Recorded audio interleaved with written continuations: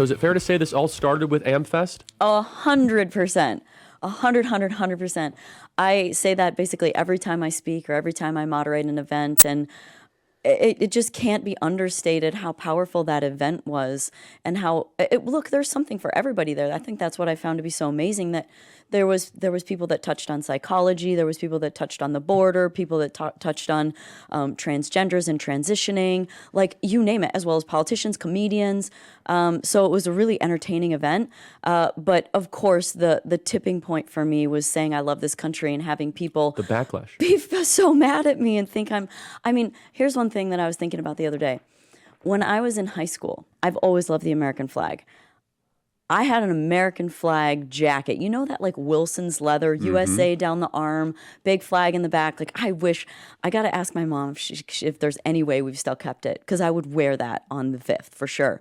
But I've loved the American flag since. I have a tattoo of an American flag on my back. Like I have always loved this country, and the fact that that's divisive it just honestly infuriates me. I just don't understand the country. And so your temperament is that the more pushback you got, the more you leaned in. Absolutely.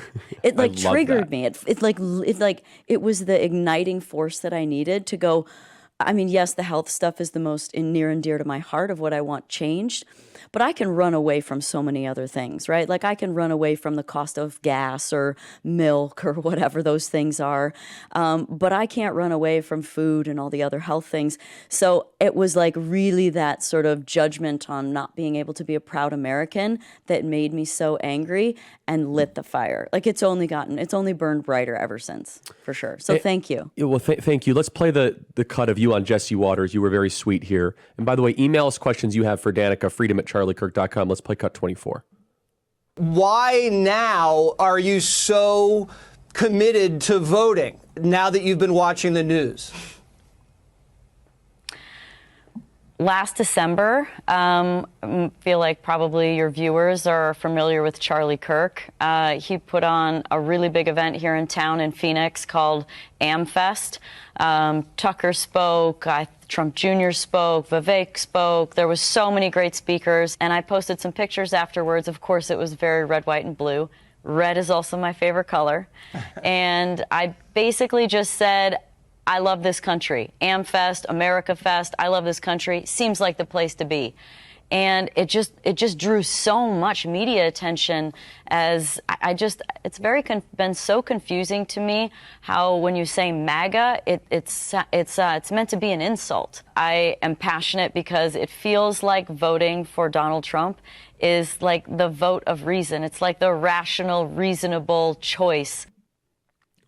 So, Danica, it is the rational, reasonable choice. I feel like it's like not allowing boys to play in girls' sports. Rational decision, right? Like, I mean, not jacking up taxes so that companies hire more people is the rational choice. I don't even know if people understand that that's who's employing people. My dad actually said, he's like, you should use this one. Has anyone ever been employed by someone poor? Exactly. It's like, nope. The list goes on and on of just sort of very simple cognitive things that just seem like, wow, why is this such a challenging choice? But here's the bottom line that I hear from so many people. They are either triggered by him as a personality, and that tends to be more women, or they've believed the propaganda machine. That's exactly they call him a racist, they call him a rapist, and they call him a convicted felon. Those three things are the most common things that come up.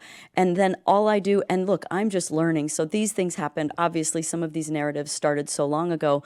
I've been trying to learn as much as possible. But from what I understand, so many, they've really been propaganda, and they've been set up by the left on so many occasions. I know January 6th is a big one that triggers people, and they think, like the left also thinks that there's going to be there needs to be a peaceful transfer of power. And it's like, I just don't think people are educated, and they've listened to the propaganda machine, listened to the news, which we know is controlled so much by the left, that they've bought in. They just, I don't know if they aren't able to think for themselves, or if they've sort of. And you love truth. 100%. And truth brought you here. Like exactly. Your love of truth. Is I mean, that right? I picked up this book because Vivek's book said truth. So I'm like, and that's got to be good. That's my working theory. What did Tulsi, Bobby Kennedy, Elon, Danica Patrick have in common? You guys love truth, and you're unafraid of where it takes you, right?